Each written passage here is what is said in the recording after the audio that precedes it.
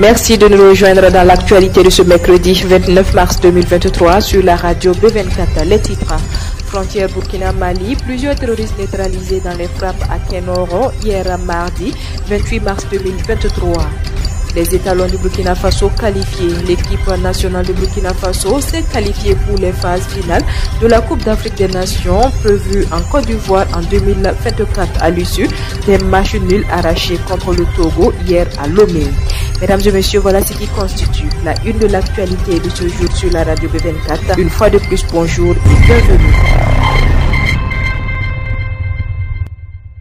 Comme je vous le disais en titre, des vecteurs aériens de l'armée burkinabé ont fait feu le mardi 28 mars 2023 sur le quartier général d'un groupe terroriste à Kenoro, frontière du Mali, selon l'agence d'information du Burkina AIB. Plusieurs terroristes parmi la trentaine présentes sur les lieux ont été tués et leurs moyens de combat et logistique détruits. Selon les sources sécuritaires, les frappes et les opérations terrestres vont se poursuivre et il n'y aura pas de répit pour ceux qui tiennent encore les armes contre les populations. En rappel, depuis plusieurs jours, les forces armées, appuyées par les VDP, ont engagé plusieurs opérations aéroterrestres à travers le Burkina Faso qui ont déjà permis de neutraliser des dizaines de terroristes et de réduire à néant leurs équipements. Le lundi 27 mars 2023, le président de la transition Ibrahim Traoré a reçu en audience des jeunes marcheurs panafricanistes qui ont rallié Ouagadougou à partir de Bamako à pied. Venus du Mali, du Sénégal, de la République démocratique du Congo et du Burkina Faso,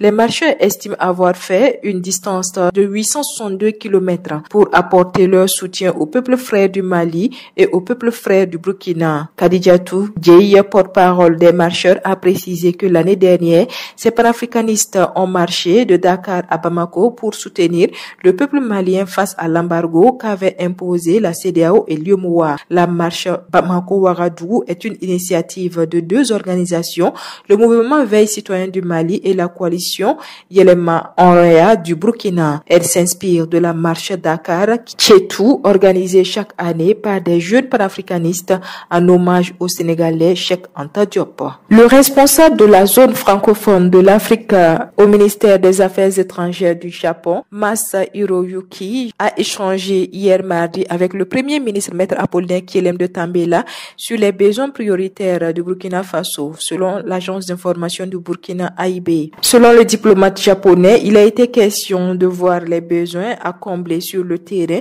en tenant surtout compte des domaines prioritaires et des besoins qui vont surgir. Il a soutenu que des engagements vont être précis au cours des discussions à venir. Il a rappelé que le partenariat entre le Burkina Faso et le Japon porte déjà sur plusieurs domaines au nombre desquels l'agriculture, l'éducation, l'intégration régionale et les infrastructures et les transports. Toute autre chose à présent, la commercialisation et la distribution à titre gratuit des substances explosives et des artifices à usage civil est suspendue selon un communiqué pour 6 mois.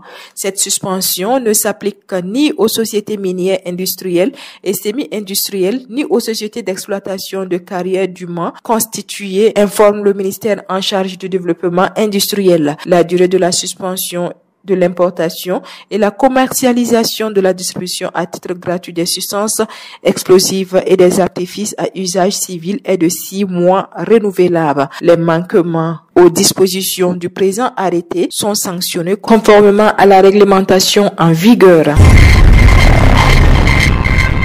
Le personnel de l'administration pénitentiaire déployé dans les opérations de maintien de la paix remet 3 680 000 francs CFA. La contribution a été reçue des mains de leurs représentants, l'inspecteur de sécurité pénitentiaire divisionnaire Sidi Mohamed Hassana par la ministre de la Justice et des Droits humains chargée des relations avec les institutions, garde des Sceaux, Bibata Nebie Ouedraogo. Cette somme a été ensuite remise par la ministre au directeur de la gestion des finances Yacouba Sawadogo pour être déposée dans le compte du trésor du Fonds de soutien patriotique. La ministre Bibata Nebie Ouedraogo a salué l'initiative à sa juste valeur. Pour elle, il s'agit d'une action de haute noblesse pour ses compatriotes qui sont loin physiquement du pays, mais qui le gardent dans le cœur. Et parlons de sport pour clore ce journal. Les étalons du Burkina Faso seront là à la CAN Côte d'Ivoire 2024. L'équipe nationale du Burkina Faso s'est qualifiée pour les phases finales de la Coupe d'Afrique des Nations hier mardi 28 mars 2023. Les étalons ont fait match nul 1-1 contre les éperviers du Togo. Les étalons n'avaient besoin qu'un point pour se qualifier avant la fin des éliminatoires à la Coupe d'Afrique des Nations en Côte d'Ivoire. Les pays déjà qualifiés pour la CAN ivoirienne sont la Côte d'Ivoire, le Maroc, l'Algérie, l'Afrique du Sud, le Sénégal, le Burkina Faso et la Tunisie. Voilà, c'est ici que s'arrête l'actualité de ce mercredi sur la radio B24. Merci à vous que nous avez suivis. L'actualité continue sur www.radiob24.net et sur www.burkina24.com. Au revoir et à demain, Dieu voulant.